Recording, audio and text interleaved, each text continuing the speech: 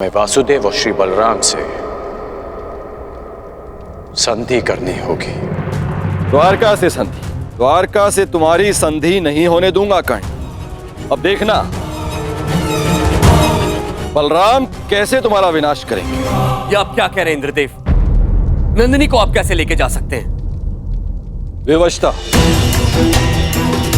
विवशता श्री बलराम। मुझे लगता है नंदिनी द्वारका में सुरक्षित नहीं है। क्यों? अचानक से द्वारका असुरक्षित कैसे हो गया? है नहीं, किंतु होने वाला है। अब तक मुझे लगता था कि कामधेनु पुत्री कल्पपूर्णा नंदिनी आपके और वासुदेव के पास सुरक्षित है, परंतु अब? परंतु क्या इंद्रदेव? क्या आपको यादवों के गौवंश के प्रति प्रेम पर संदेह है? कदापि नहीं, किंतु मुझे हस्तिनापुर की नीति रीति पर विश्वास नहीं है। आप स्वयं ही देखिए, वहां एक पुत्रवधू सुरक्षित नहीं है तो गौवंश कैसे सुरक्षित रहेगा? हस्तिनापुर से द्वारका का क्या संबंध है? संबंध है हलधर। हस्तिनापुर के लिए कर्ण दिग्विजय पर निकला है। आवश्यक है कि वो एक दिन द्वारका अवश्य आएगा। आपने सोच भी कैसे लिया देवराज कि हस्तिनापुर की आधीनता हम स्वीकारेंगे? यदि हस्तिनापुर की सेना द्वारका के द्वार पर पहुंची तो मैं उन्हें यमलोक का द्वार दिखा दूंगा।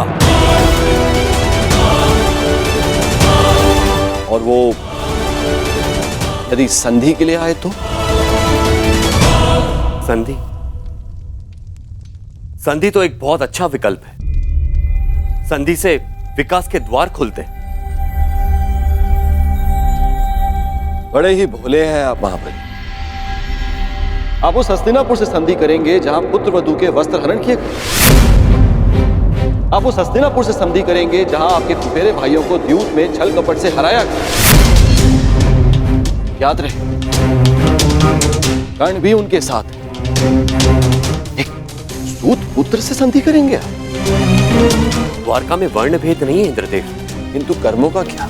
उस कर्ण ने छल कपट करके अपने गुरु से विद्या प्राप्त करी। खुले दरबार में द्रौपदी का अपमान होते देखा।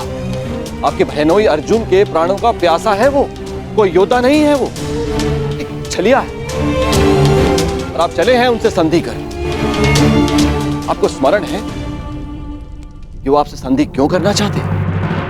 मैं बताता हूं आपको, ताकि जब पांडव वनवास से वापस लौटे और युद्ध आरंभ हो तो उन्हें आपका समर्थन मिल सके। हे महाबली, क्या आप ऐसे लोगों की सहायता करेंगे जिन्होंने विश्व में एक नारी के साथ क्रूर कर्म किए?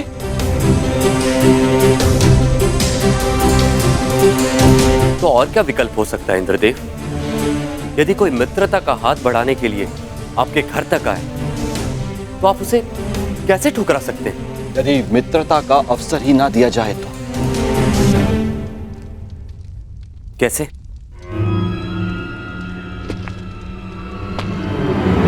अश्वमेघ यज्ञ से, इससे पहले कि वो कर्ण द्वारका पहुंचे, आप अपने नाना श्री के प्रतिनिधि बनकर यज्ञ आरंभ कीजिए। अश्व छोड़िए। यदि कर्ण ने उस अश्व को जाने दिया तो वैसे ही हस्तिनापुर आपका अधीन हो जाएगा, और यदि रोक लिया तो आप युद्ध करके उसका नाश कर सकते हैं। ये अच्छा विकल्प है।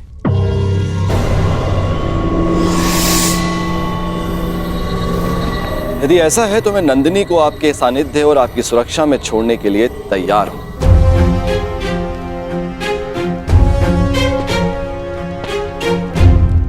दाऊ,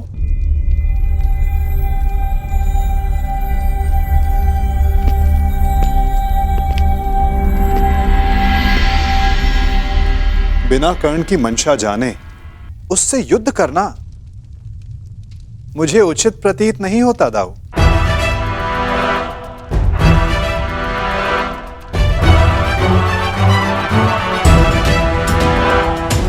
मुझे ऐसा प्रतीत होता है कि आप नंदिनी की सुरक्षा करने में समर्थ नहीं।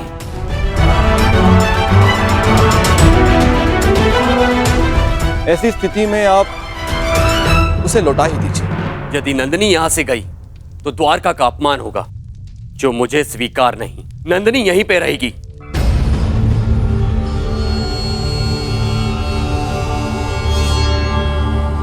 अश्वमेघ यज्ञ का आयोजन होगा कन्हैया, ये तुम्हारे ज्येष्ठ का आदेश है।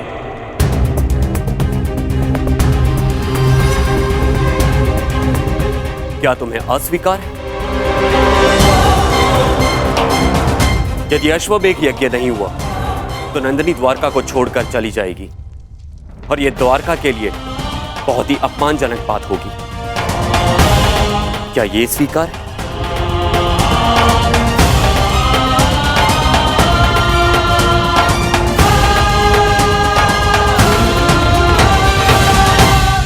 मैं आपके आदेश के परे कहां हूं दाऊ। जैसी आपकी इच्छा।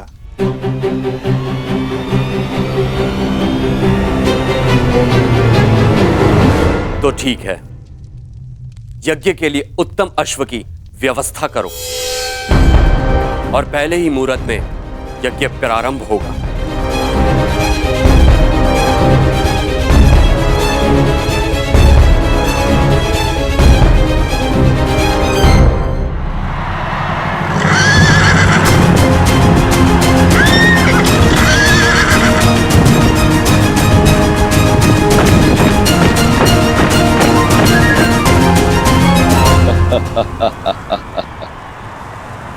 इसे कहते हैं समय का चक्र।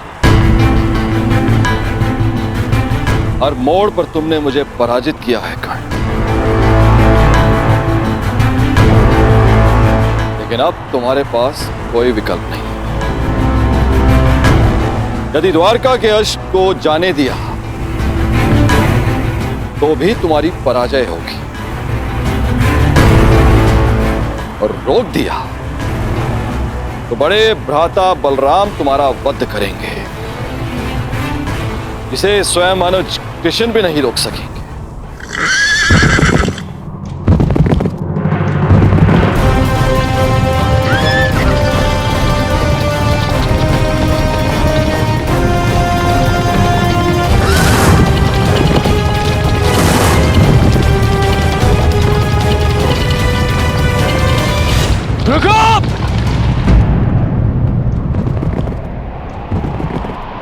क्या हुआ मित्र?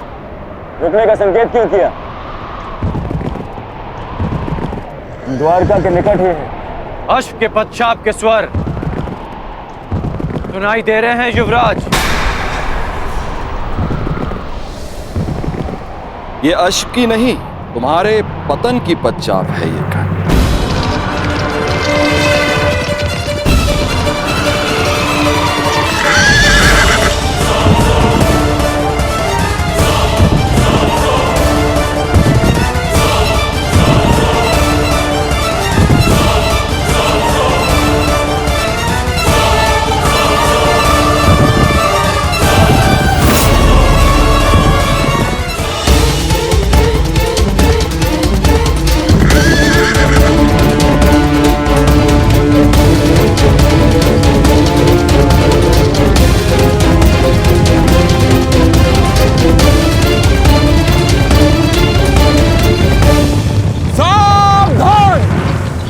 अश्वमेघ यज्ञ का अश्व है, जो श्री बलराम और श्री कृष्ण की सुरक्षा में है। इसे रोकने वाला नारायणी सेना के साथ युद्ध को निमंत्रण देगा। अंगराज, ये अश्वमेघ यज्ञ कर रहे हैं तो हम भी दिग्विजय यात्रा पर निकले हैं। रोक लो ये अश्व, हो जाने दो युद्ध। आज उस छलिए कृष्ण को भी हस्तिनापुर के वाणों का स्वाद चखने दो। नहीं मामाश्री, बात केवल कृष्ण की नहीं, हलधर बलराम की भी। एक बार बलराम ने हमारी मित्रता स्वीकार कर ली, फिर जीवन भर पांडव हमारे समीप नहीं आ पाएंगे, और ना ही कृष्ण हमारा कुछ भी बिगाड़ पाए। कर्ण, बलराम जैसे महाबली वीर से अभद्रता उचित नहीं। नहीं दुर्योधन, ना। आज इस अश्व को यूं ही जाने दिया तो सारे भारतवर्ष में यह संदेश जाएगा, यादवों का वर्चस्व स्वीकार कर लिया है हस्तिनापुर ने। ना मेरे सम्राट, ना। कर्ण, तुम हस्तिनापुर की सेना के सेनापति हो, स्मरण रहे। तुम्हारी विजय मेरे सम्राट दुर्योधन के नाम अवश्य होगी, परंतु तुम्हारी पराजय तुम्हारे मस्तक का ही कलंक बनेगी। कर्ण, स्मरण रखना। सोच क्या रहे हो कर्ण? रोक लो यह अश्व। कर्ण, यह अश्व रोक लो।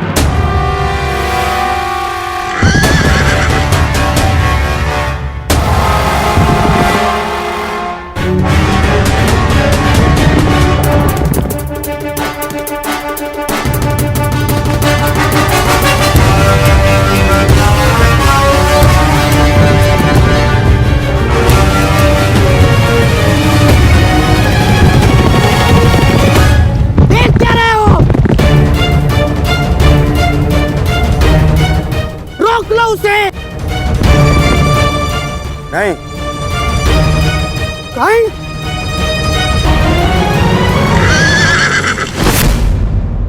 go!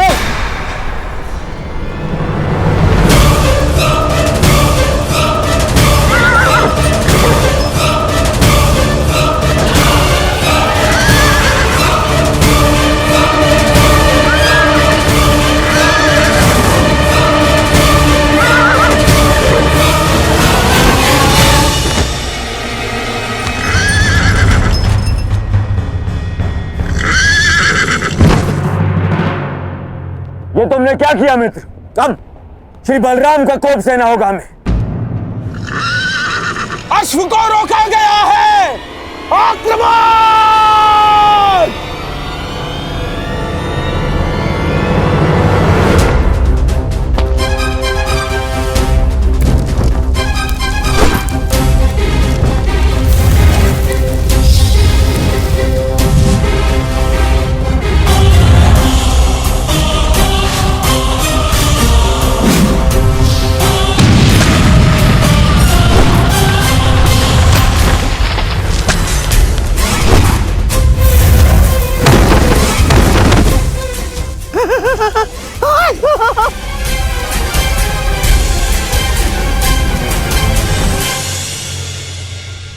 ठीक कहा था देवराज ने। यह कर्ण बड़ा ही उद्दंड और दुस्साहसी है। द्वारका के अश्वों में एक यज्ञ के अश्व को रोका है उसने। हमारी सेना पर आक्रमण किया है उसने। मैंने कहा था ना दाऊ कि ये योद्धा तनिक विकट है, परंतु उसने अभी तक बलराम के हल और गदा की विकटता नहीं देखी है। हस्तिनापुर को अपने हल की नोक से उखाड़कर भूमि में गाड़ दूंगा मैं जानता हूं कि तुम्हें कर्ण प्रिय है, परंतु जो भी द्वारका के सम्मान की सीमा को लांघे वो मुझे प्रिय नहीं। अब कर्ण को मेरा सामना करना ही होगा। अब जैसी आपकी इच्छा दाऊ। मैं तुम्हारी इच्छा जानना चाहता हूं कन्हैया। क्या इस युद्ध में तुम भाग लोगे या नहीं? अब दाऊ की इच्छा है तो कन्हैया को तो आना ही होगा, परंतु क्या? परंतु इस युद्ध में मेरी भूमिका कुछ और होगी दाऊ, क्योंकि आने वाला योद्धा महारथी है और इस युद्ध में सामना करने के लिए आपको एक चपल सारथी की आवश्यकता पड़ेगी।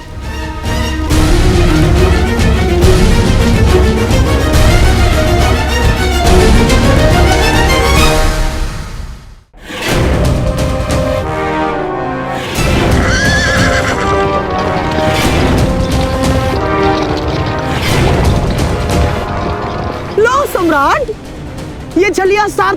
आया है, अर्थात शस्त्र नहीं उठाएगा। विजय निश्चित है सम्राट, विजय निश्चित है हमारी।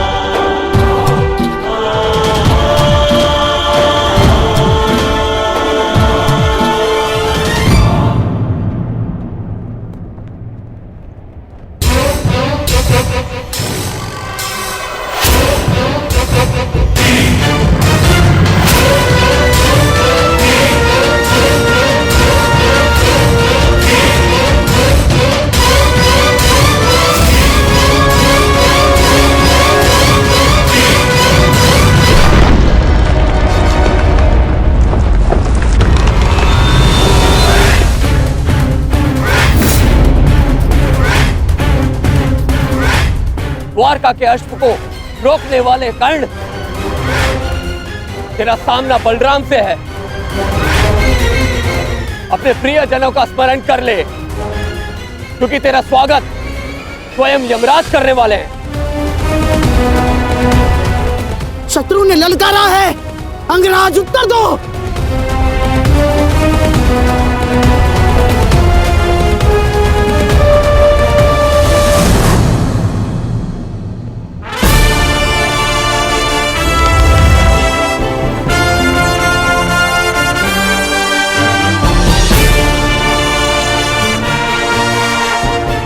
इस छलिए कृष्ण ने हमारे कई बनते काम बिगाड़े हैं दुर्योधन।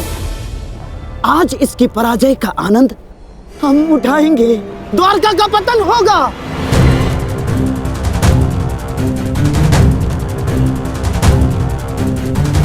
और फिर तुम्हें पांडवों का कोई भय नहीं होगा, मेरे सम्राट, कोई भय नहीं होगा।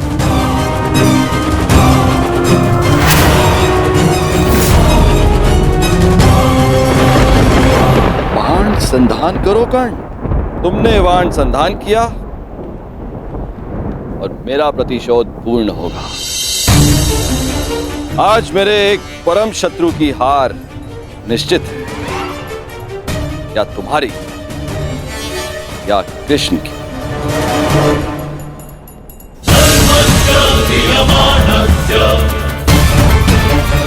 चला बाण चला कर्ण। ये तेरे बाण ही तेरी मृत्यु का कारण बनेंगे। देख रहे हो कन्हैया, जिस कर्ण से तुम्हें इतना स्नेह है वो कितना दृष्ट है।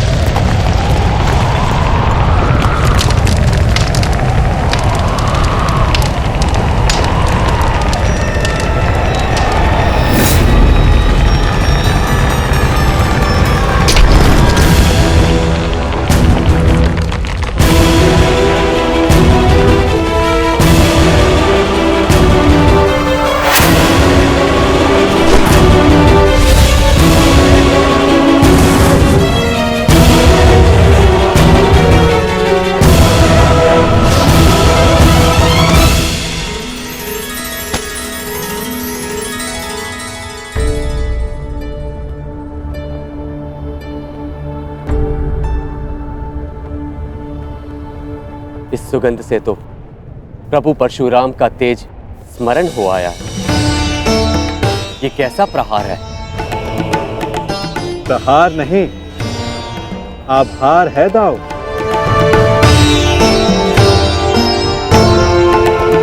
कहा था ना कि आने वाला योद्धा तनिक भिन्न होगा।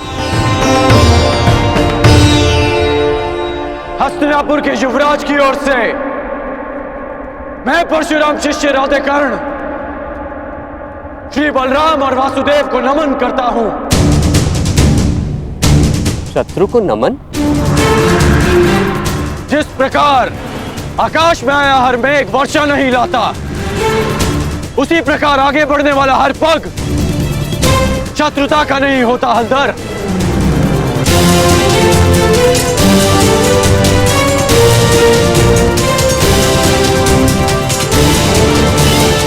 हस्तिनापुर की मित्रता स्वीकार करें। शत्रुता का विकल्प तुमने ही चुना था कर्ण। जब मित्रता ही करनी थी तो अश्वमेघ यज्ञ का अश्व रोका क्यों? ताकि यज्ञ पूर्ण करने की आपकी मंशा और आपके वीरों का परिश्रम व्यर्थ ना जाए।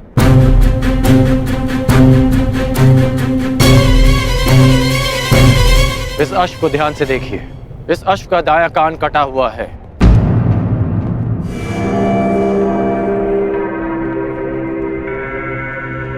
अर्थात इसका अंग भंग है और नीति अनुसार अंग भंगित अश्व के साथ किया गया यज्ञ फलदायी नहीं होता। इसलिए मैंने आपके इस अश्व को रोका।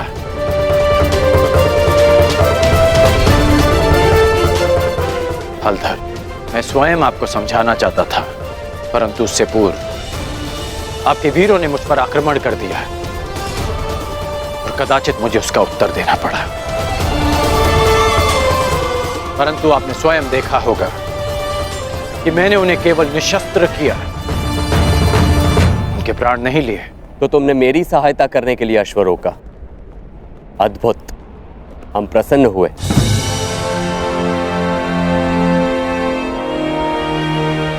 यह अश्व लाने का उत्तरदायित्व किसका था? कान्हा, तुम सबको यही कहते हो ना कि तुम मेरी आज्ञा का पालन करते हो, लेकिन परिणाम में वही होता है जो तुम चाहते हो।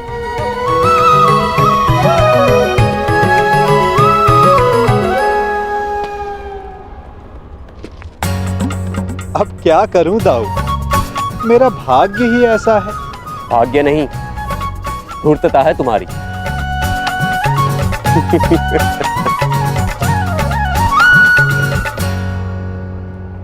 तुम्हें लेके मेरे मन में जो भ्रम था, वो भ्रम तुमने तोड़ दिया है। हम प्रसन्न हुए। कहो, क्या इच्छा है?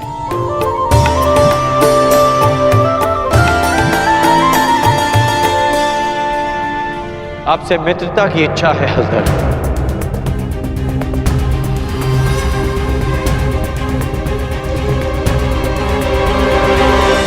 और एक आश्वासन भी बलराम, आवश्यकता पड़ने पर आप और आपकी सेना हस्तिनापुर की सहायता अवश्य करेंगे।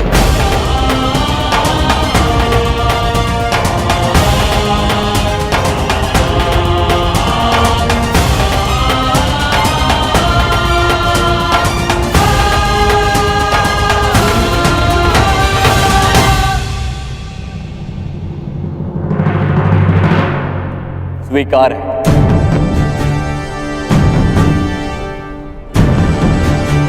परंतु मैंने तुमसे कुछ मांगने को कहा था कर्ण। इस समय मेरा लक्ष्य युवराज दुर्योधन को सर्वशक्तिशाली बना देना है।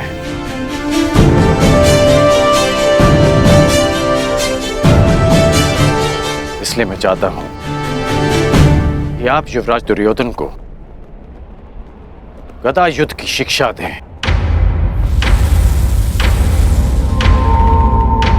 और इन्हें संसार का सर्वश्रेष्ठ गदाधारी बना दें। स्वीकार है।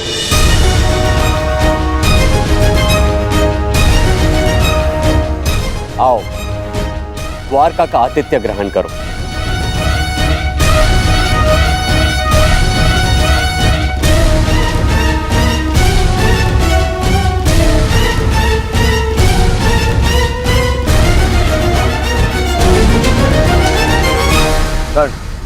वरदान तुम्हें मिला था और तुमने उसे मेरे लिए उपयोग किया। आज तुमने एक बार फिर यह सिद्ध कर दिया कि संसार में यदि कोई मेरा सबसे बड़ा हितैषी है तो वो तुम हो कर्ण। मैं मैं हस्तिनापुर का हितैषी हूं युवराज, और हस्तिनापुर युवराज का सेवक। मेरा धर्म हस्तिनापुर और आपको शक्तिशाली बनाना है। प्रणिपात युवराज।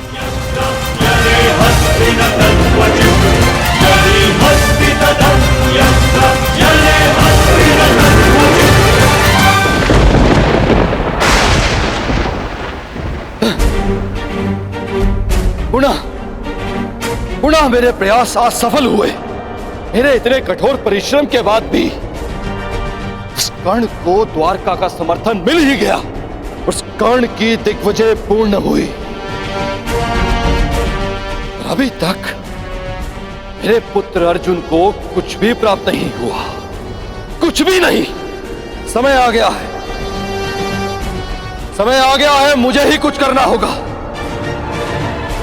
इस कर्ण के सौभाग्य को दुर्भाग्य में परिवर्तित करना होगा।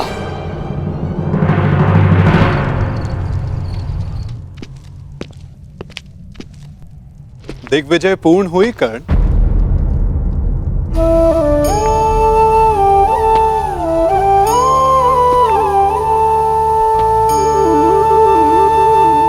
लगभग 12 वर्षों तक तुम लगातार युद्ध करते रहे हो।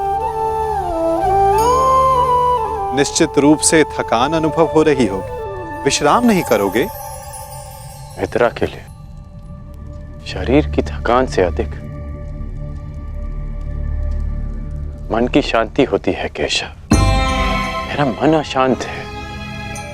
एक परिवर्तन का स्वप्न लेकर मैंने अपना जीवन प्रारंभ किया था। तू स्वयं ही परिवर्तित हो गया केशव।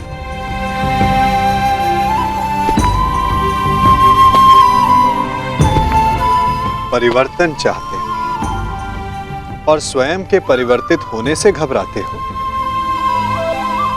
ये दोहरा व्यवहार उचित नहीं राधे। मैं ऐसा परिवर्तन नहीं चाहता था केशव। मैंने सदा स्वतंत्रता की कामना की थी, और आज स्वयं मैं हस्तिनापुर का दास बन गया। मैंने तो कितनी बार तुमसे ये बंधन तोड़ देने का आग्रह किया अंगराज, तुमने ही नहीं स्वीकारा। जानते हो मन में संतोष क्यों नहीं है? क्योंकि लक्ष्य शुद्ध होने के साथ साथ साधन और सहायक भी शुद्ध होने चाहिए। और तुम ये भली भांति जानते हो कि तुम्हारे सहायक कैसे हैं। मित्र, अब भी समय है तुम्हारे पास। नहीं केशव, समय बीत चुका है। मैं अपना वचन नहीं तोड़ सकता।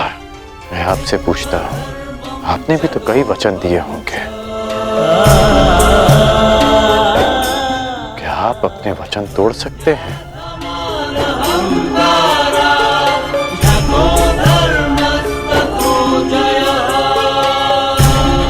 कौन जाने मित्र, भविष्य में क्या छिपा है। तुम बताओ, अब दिग्विजय के पश्चात तुम क्या करोगे? केशव, मेरा मन अशांत है। सोच रहा हूं कि हस्तिनापुर जाने से पूर्व गुरु परशुराम के दर्शन करा। विचार उत्तम है मित्र,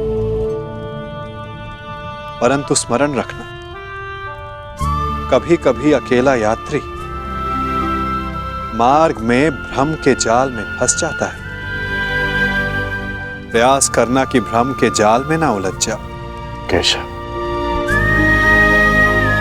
जिस परिस्थिति में मैं हूं, कोई भ्रम मुझे क्या सताएगा।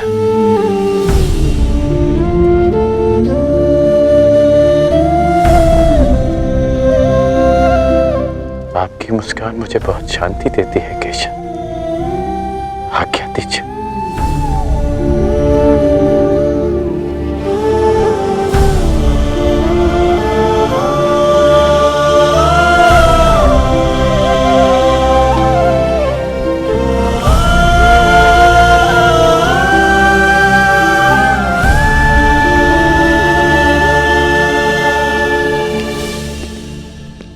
कभी कभी मनुष्य परिस्थितियों का खिलौना बन जाता है मित्र। कभी कभी मंतव्य शुभ होने पर भी गंतव्य पर कुछ अशुभ हो ही जाता है। इसीलिए यात्रा में सावधानी आवश्यक है। तनिक सी असावधानी बहुत बड़ी दुर्घटना को जन्म दे देती है। सावधान रहना मित्र।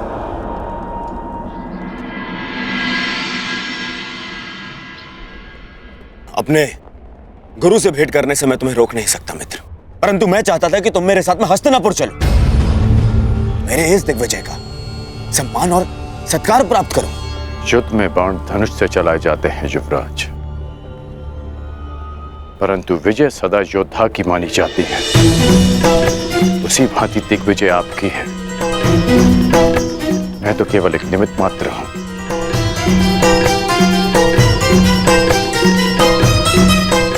आज्ञा दें।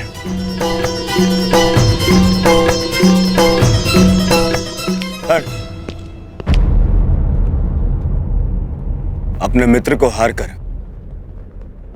ये दिग्विजय अधूरी है मित्र। 12 वर्ष बीत गए। इन 12 वर्षों में तुमने मेरे लिए धनुष उठाए, परंतु कभी दृष्टि नहीं उठाई। ढाल बनकर मेरे शरीर की रक्षा की है, परंतु मित्र बनकर कभी गले नहीं लगाए।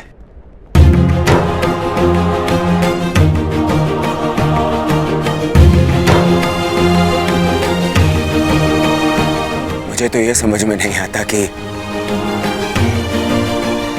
वनवास उन पांडवों का था या मेरा। बस मित्र, अब तो क्षमा कर दो मुझे। एक दिग्विजेता को अपने सेवक से क्षमा मांगना शोभा नहीं देता युवराज।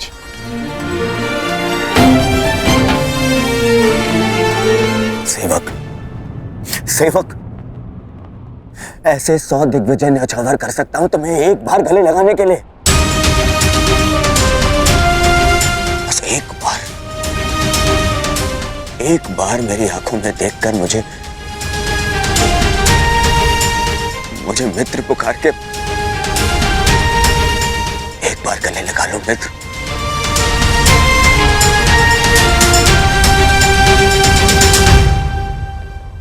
कदाचित एक बार उस मित्र की पुकार युद्ध भवन में भी सुन ली होती है आपने युवराज।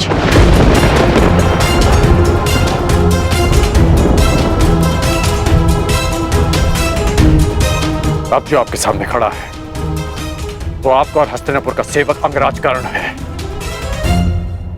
आपका मित्र राधे कर्ण। द्रौपदी के अपमान की ज्वाला में भस्म हो चुका है।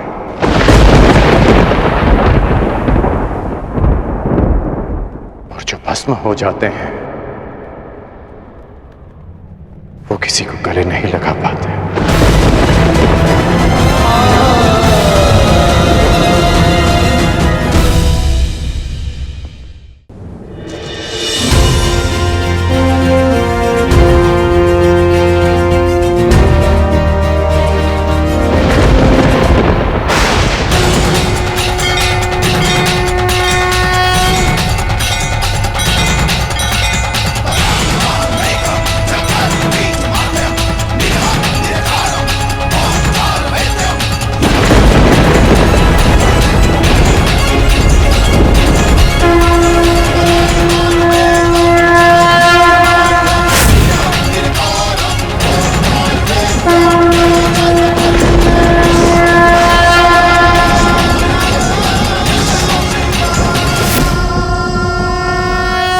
स्वागत है देवराज। आपके पदचाप ने आपके आने की सूचना दे दी थी मुझे। मेरे पश्चात तो आपने सुन लिए महादेव, परंतु 12 वर्षों से पुकार रहे मेरे पुत्र अर्जुन के स्वर आपके कानों तक क्यों नहीं पहुंचे? क्यों उसकी तपस्या का ताप आपके मन को नहीं पिघला सका? यदि अर्जुन आपका पुत्र ना होता तो क्या तब भी आप उसका कष्ट लेकर मेरे पास आते? स्वीकारता कि मुझे मेरे पुत्र से मोह, परंतु सबको होता है। अब स्वयं ही बताइए, क्या दोष है मेरे पुत्र अर्जुन में, या उसकी इच्छा पूरी कर सकने के योग्य नहीं? देवराज, वृक्ष पर लगे फल को खाने की इच्छा करने वाले को मात्र वृक्ष पर लगे फल को तोड़ने का परिश्रम करना पड़ता है। मोती की आकांक्षा करने वाले को सागर के तल तक जाने का परिश्रम करना पड़ता है। ठीक उसी प्रकार अमृत पीने की इच्छा करने वाले को भी गहन साधना का विष पीना पड़ता है। आपका पुत्र मुझसे पशुपतास्त्र की इच्छा रखता है। यह विध्वंसकारी अस्त्र उसे देने से पहले यह जान लेना आवश्यक है कि क्या वो उसके योग्य है। शक्तियों के साथ साथ उत्तरदायित्व भी बढ़ता है।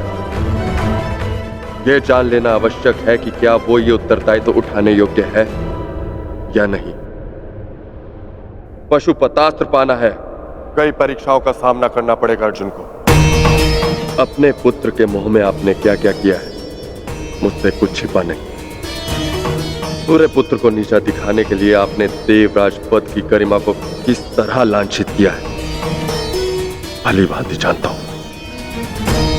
देवराज, यदि एक पिता अपने पुत्र की परीक्षा लेता है तो पुत्र प्रशंसा पाता है। जब एक पिता पुत्र की प्रशंसा करता है तो पुत्र केवल परीक्षा पाता है। आशा है कि अगली भेंट देवराज इंद्र से होगी, पुत्र मोही पिता से नहीं। दिग्विजय कर्ण को दिशा विहीन कर दूंगा, महाशाप दिलाऊंगा उसे, और महाशाप पाने के लिए उस कर्ण से महापाप करवाऊंगा।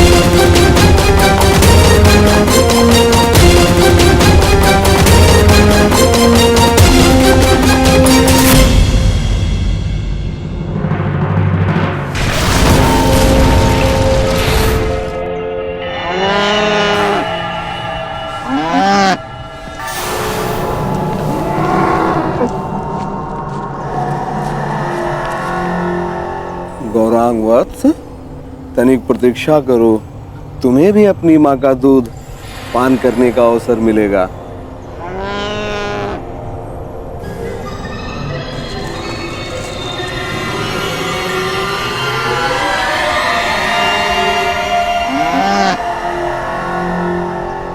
क्या है श्यामा, इतना भयभीत क्यों? मैं हूं ना तुम्हारे साथ। हाँ?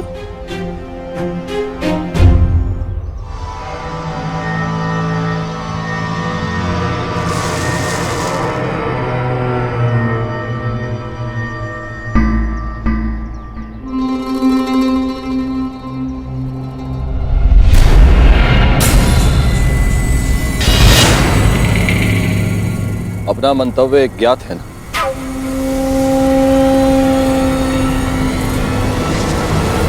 लगता है तुम्हें भूख लगी है। अभी मैं तुम्हारे लिए चारा लेके आता हूं, ठीक है?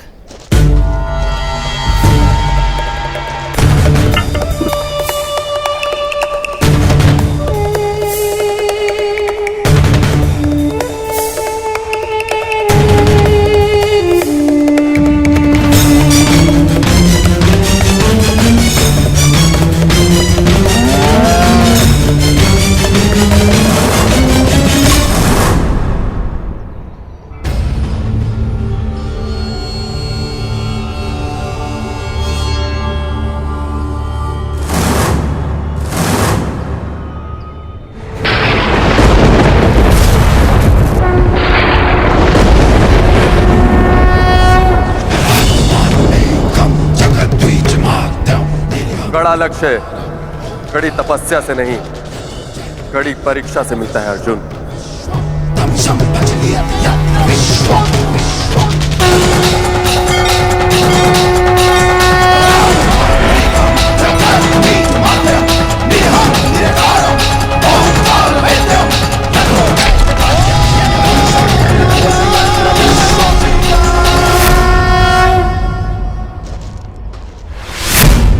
गौरांग, गौरांग, गौरांग, गौरांग! क्या हुआ स्वामी? गौरांग को यही बांध के गया था, तू न जाने कहां चला गया। गौरांग कहां गया? गौरांग! अगर वो नहीं मिली तो श्यामा अपने प्राण त्याग देगी, और आप तो जानते ही हैं स्वामी कि श्यामा हमारे जीवन का एकमात्र सहारा है। हे प्रभु, अनजाने में कौन सा ऐसा कर्म हो गया इसका फल आप मुझे इस तरह दे रहे हैं। तुम्हारे पाप का फल नहीं है ये ब्राह्मण, ये तो केवल कर्ण के महाश्राप का प्रारंभ है।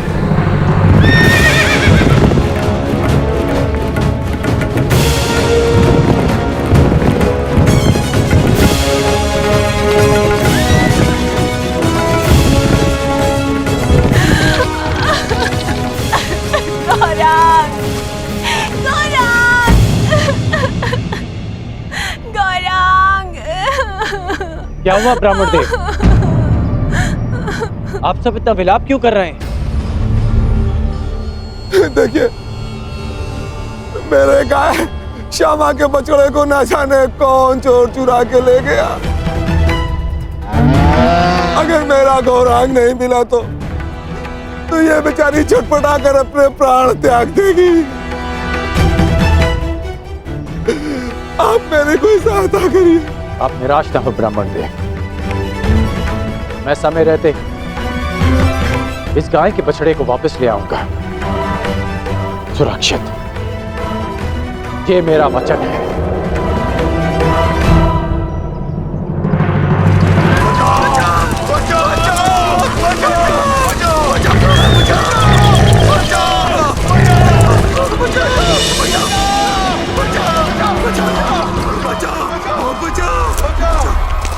हे तपस्वी, अपनी तेज के प्रयोग से इस भयंकर प्राणी से हमें त्राण दिलाओ।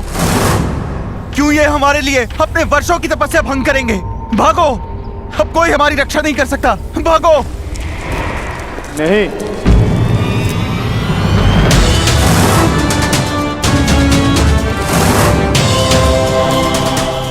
एक क्षत्रिय के लिए किसी की रक्षा करना किसी भी तपस्या से अधिक आवश्यक है। मैं वचन देता हूं, इस हिंसक पशु से मैं आपकी रक्षा करूंगा। तपस्या भंग हो जाए, परंतु कौंतेय का क्षत्रिय धर्म भंग नहीं होगा।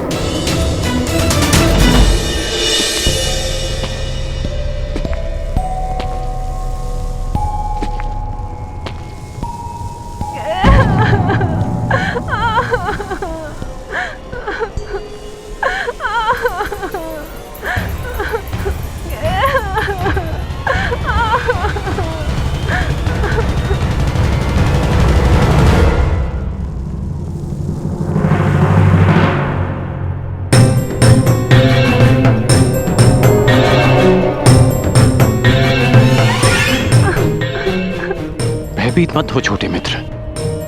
क्या हुआ? तुमने कुछ देखा? एक बछड़ा राक्षस के हाथ में। किस ओर गया वो? किस दिशा में?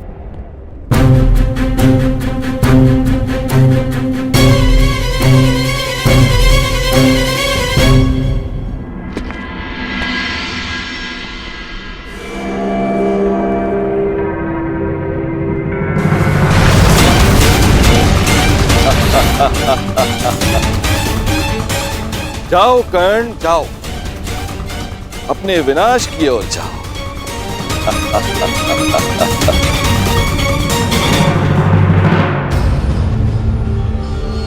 क्षमा कीजिए महादेव,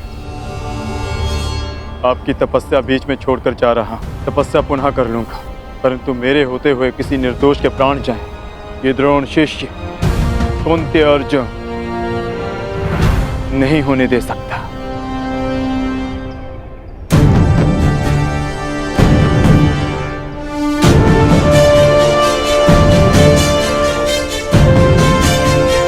अपने उत्तरदायित्व का भान तो है इसे। अब देखना यह है कि शक्ति को संभाल पाने का सामर्थ्य है या नहीं।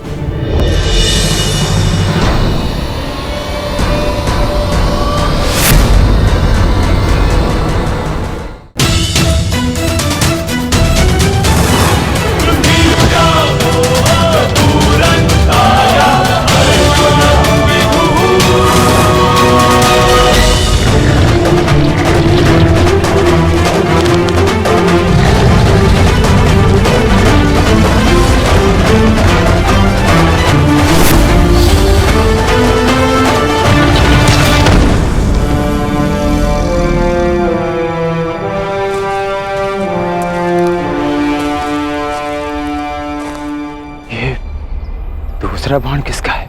ये बाण मेरा है।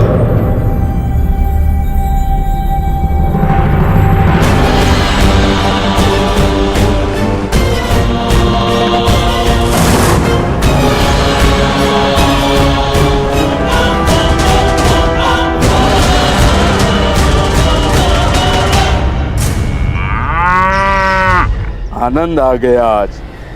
बड़ा कोमल भोजन मिला है।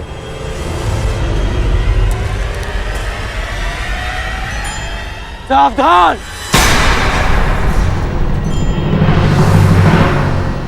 मैं तुम्हें चेतावनी देता हूं कि इस बछड़े को छोड़ दो। अपना भोजन छोड़ दूं? तुम्हारे लिए यह केवल एक समय का भोजन है, परंतु किसी और के लिए यह जीवन जीने का सहारा है। इसकी मां के प्राण बसे हैं इसमें। इस निरपराध पशु को छोड़ दो।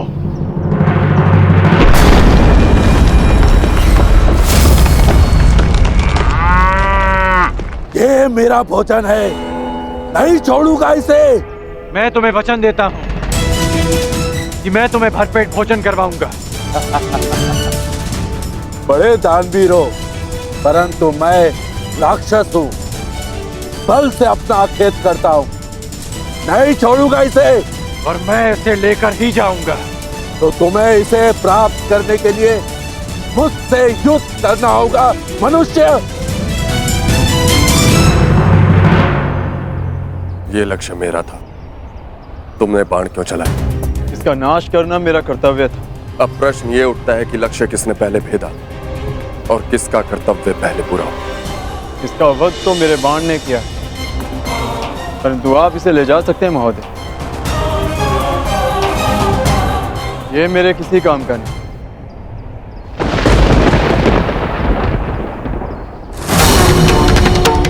मूर्ख! माना कि मैं किरात हूं, मगर मैं अपने परिश्रम से अपना आखेट करता हूं। मैं किसी की भिक्षा पर अपना जीवन व्यतीत नहीं करता। इसे तो मैं अवश्य लेके जाऊंगा, परंतु इसे ले जाने से पहले मैं ये अवश्य सिद्ध करूंगा कि इसे मैंने मारा है। तुम कौन हो, कहां से आए हो और क्या सिद्ध करना चाहते हो? मुझे इससे कोई लाभ नहीं। ले जाओ इसे।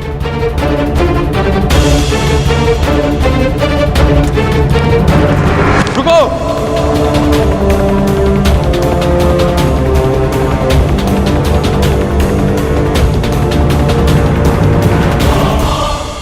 बिना ये निर्णय किए कि मेरे बाण तुम्हारे बाणों से अधिक तीव्र और अधिक तीक्ष्ण है, मैं यहां से नहीं जाऊंगा। तुम्हारा ये अभिमान तोड़े बिना मैं यहां से नहीं जाऊंगा।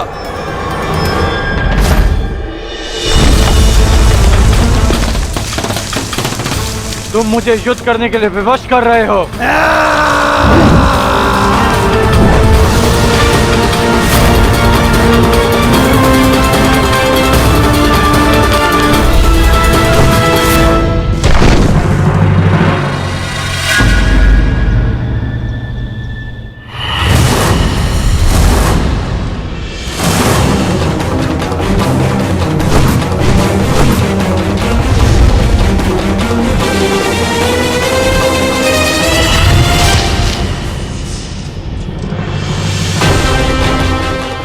एक बाण काट दिया इसका अर्थ ये नहीं कि तुम्हें विजय मिली।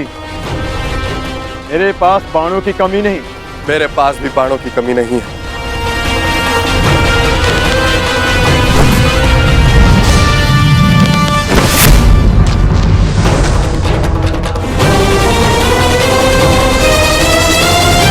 तुम्हें केवल अपने बाणों पर घमंड है योद्धा, किंतु मेरे पास बाणों के साथ साथ और भी शस्त्र हैं।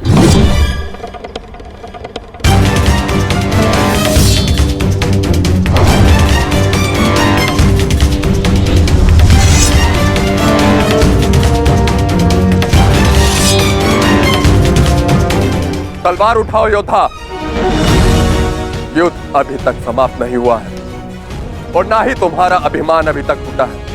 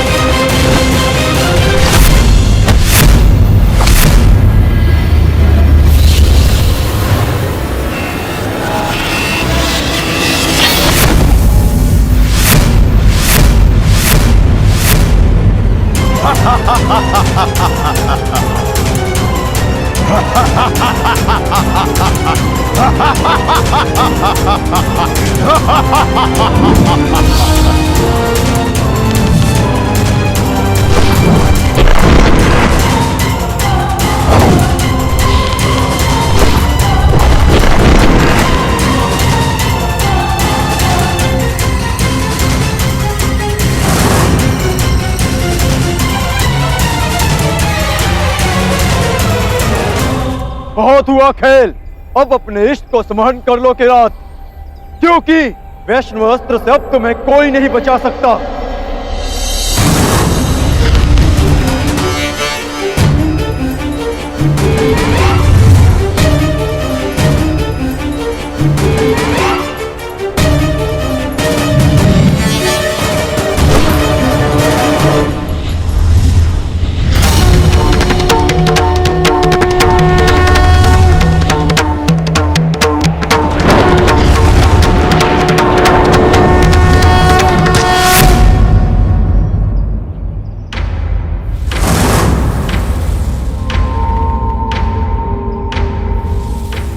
महान वैष्णव अस्त्र ने एक साधारण किरात का सम्मान किया,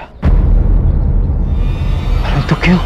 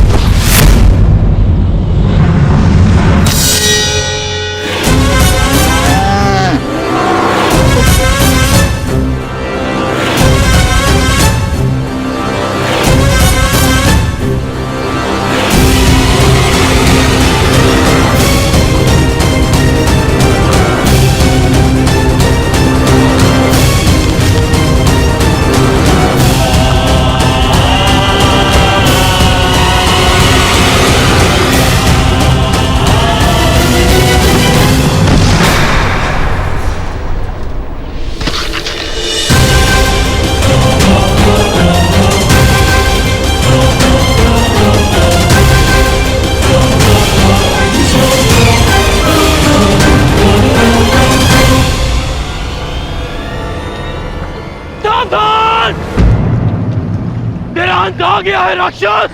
ये मेरा नहीं, तुम्हारा अंत है कर्ण।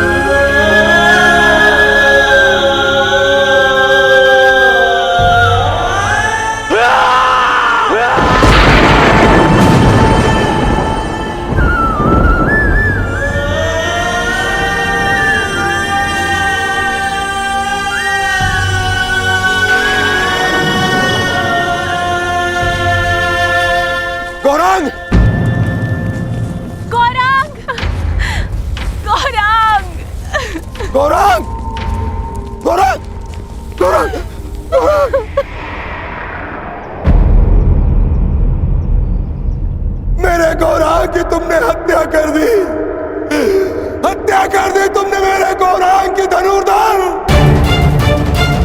तुमने एक मूक और विवश अबोध पशु की हत्या कर दी जो कीचड़ में फंसा हुआ था। तुमने महापाप किया है धनुर्धर। रामदेव, मैंने इसे नहीं मारा। मैं तो केवल राक्षस का वध कर रहा था। वो राक्षस वो अभी यही था। वाह धनुर्धर वाह, कौन सा राक्षस है यहाँ? यहाँ तो कोई राक्षस नहीं है।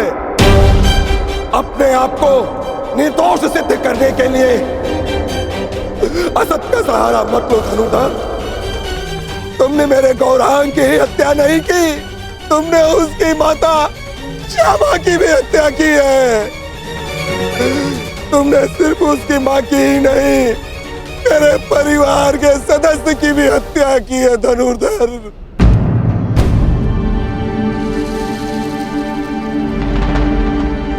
ब्राह्मण देवा, आपको भ्रम हो रहा है। भला मैं क्यों मारूंगा इसे? गौ हत्या का महापाप किया है तुमने। तुम्हारे पास उसके बच पाने का कोई अवसर नहीं है।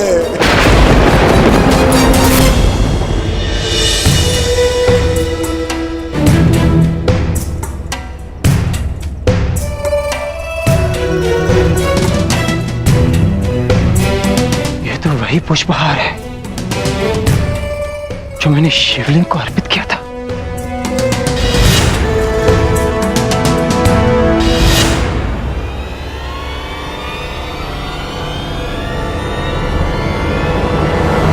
प्रभु,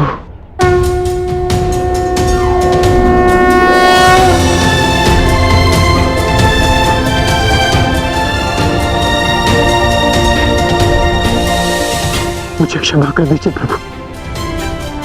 मैं आपको पहचान नहीं पाया, आपको पहचान नहीं पाया प्रभु, मुझे क्षमा कर दीजिए।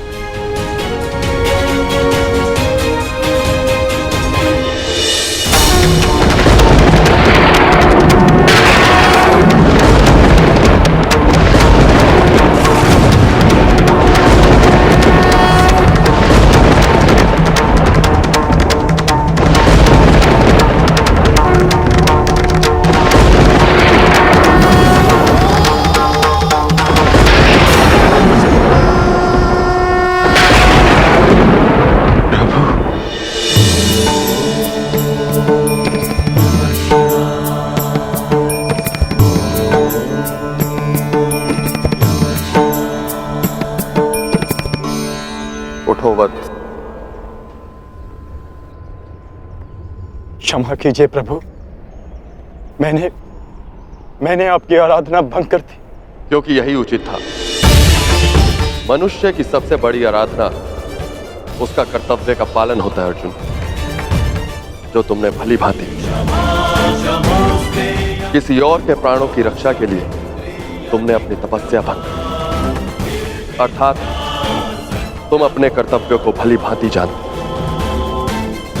मैं केवल यह देखना चाहता था कि तुम पशुपतास्त्र के योग्य हो या नहीं, इसलिए मुझे तुम्हारी परीक्षा लेनी पड़ी।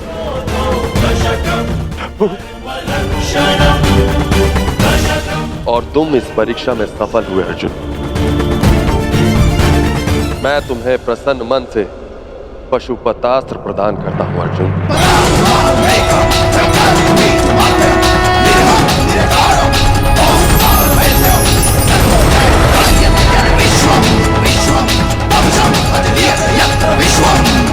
कल्याण हो।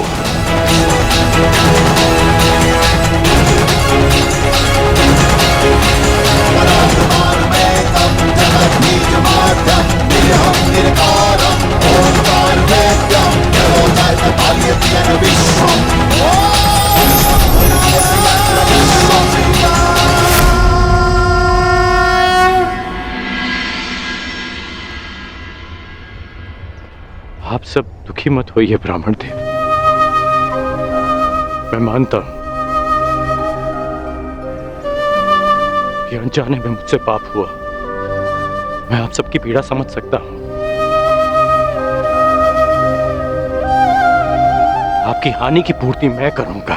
यदि मैं तुम्हारे पुत्र की हत्या कर देता और अपनी सारी संपत्ति तुमको दे देता तो क्या तुम मुझे क्षमा कर देते? कदापि क्षमा नहीं करोगे तुम। तुमने महापाप किया है। मैं अग्निहोत्र ब्राह्मण विजय तुम्हें श्राप देता हूं। श्राप!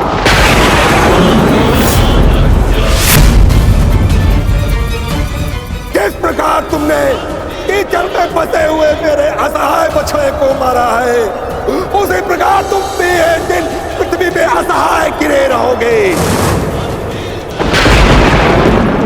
और तुम्हारी कोई सहायता नहीं करेगा।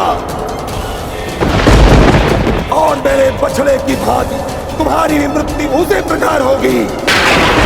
तुम्हें कोई दया नहीं मिलेगी। धनुर्धर, ये तुझे ब्राह्मण का श्राप है।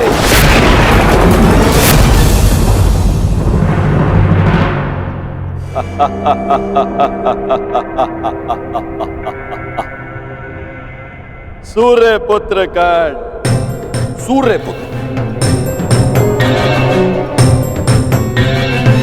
अभिशापित कर्ण, अभिशापित।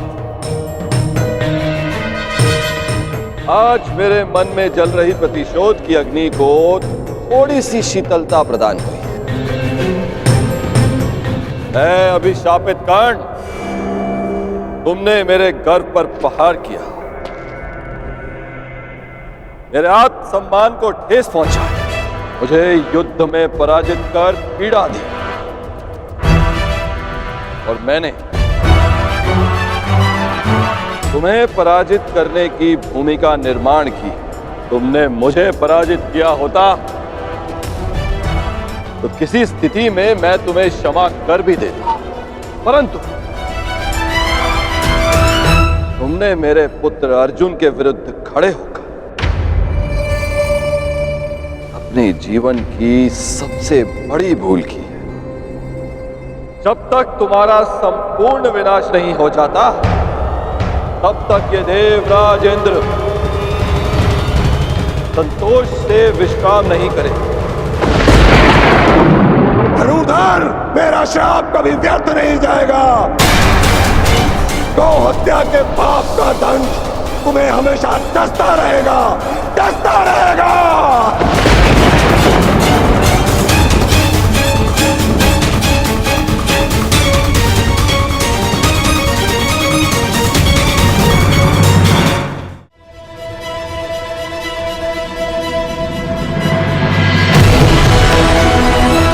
ये इंद्रलोक है अर्जुन, यहां दुख की परछाई भी नहीं, यहां केवल सुख, आनंद, शांति।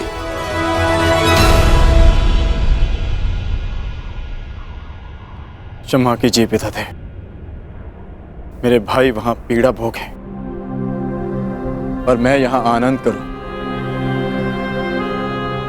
ऐसा कैसे हो सकता है? हमें अपनी प्रतिज्ञा पूर्ण करनी है, महायुद्ध करना है।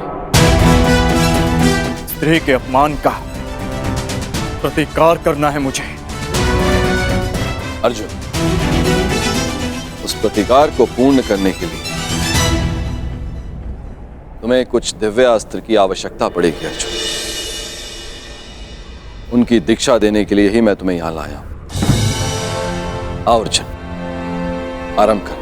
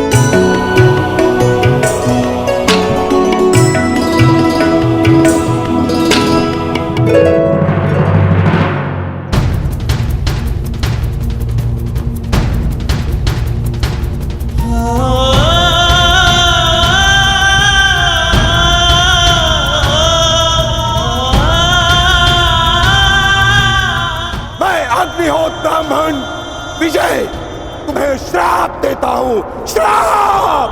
जिस प्रकार तुमने कीचड़ में फंसे हुए मेरे असहाय बछड़े को मारा है, उसी प्रकार तुम भी एक दिन पृथ्वी पे असहाय गिरे रहोगे और तुम्हारी कोई सहायता नहीं करेगा।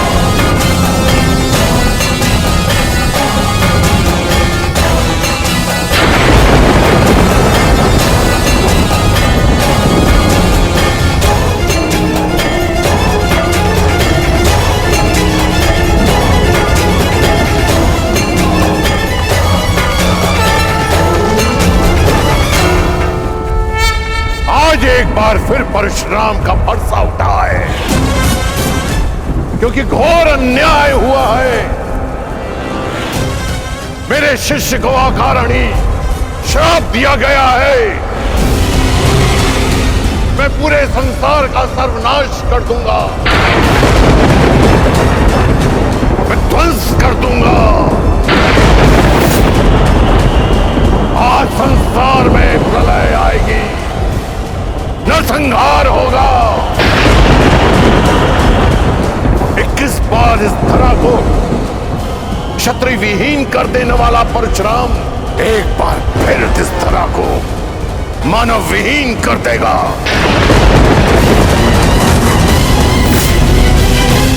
उपकार का बदला उपकार से ना चुकाना, ऐसे मानव जाति को जीवित रहने का कोई अधिकार नहीं देगा परशुराम। नहीं गुरुदेव, नहीं।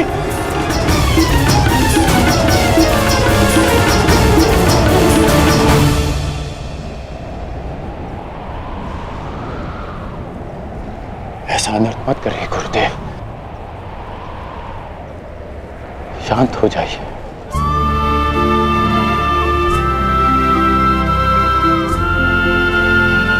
इतना क्रोध क्यों गुरुदेव?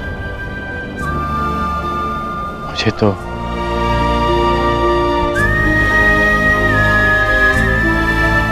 श्राप और उपेक्षा का अभ्यास सा हो गया है, और एक श्राप थोड़ी ना मिला है मुझे। मेरा जीवन तो प्रारंभ से अभिशप्त रहा है, और आपने भी तो मुझे श्राप दिया है गुरुदेव।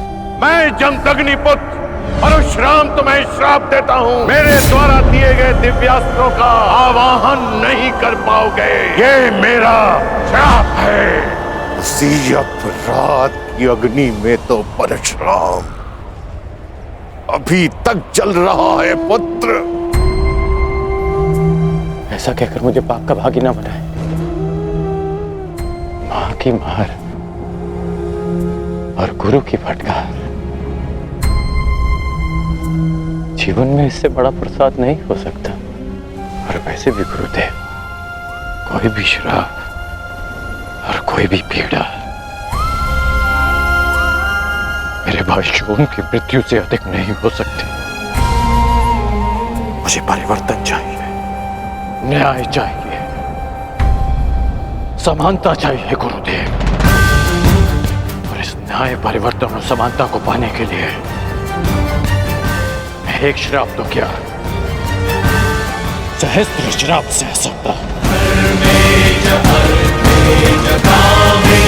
मोक्षे च फलदर्शनम् कोई श्राप आपके इस शिष्य को अपने लक्ष्य से, अपने कर्म पथ से हटा नहीं सकता गुरुदेव।